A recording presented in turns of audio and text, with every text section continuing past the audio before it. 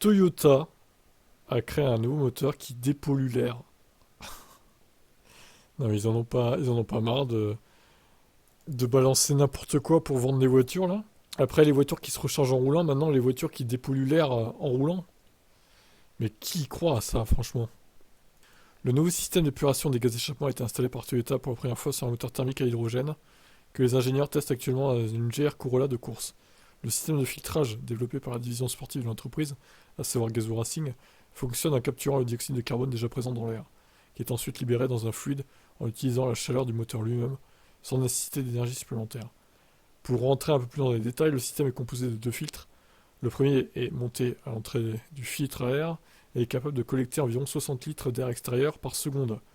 Le second est situé dans la partie avant du compartiment moteur, le long du chemin qui emprunte l'huile moteur lorsqu'elle circule pour lubrifier le moteur.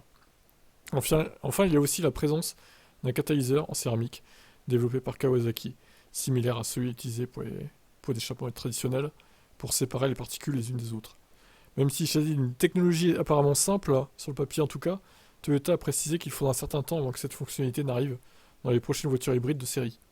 L'un des principaux problèmes, par exemple, résiderait précisément dans le catalyseur installé qui serait encore trop petit pour collecter suffisamment de dioxyde de carbone pour compenser les émissions d'un moteur à essence traditionnel.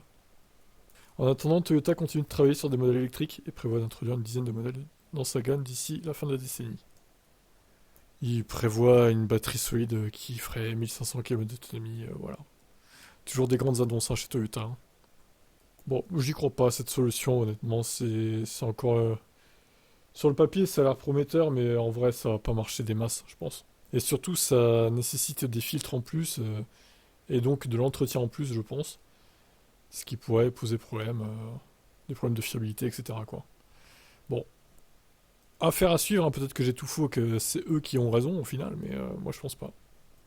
Est-ce que vous y croyez ce système révolutionnaire de Toyota?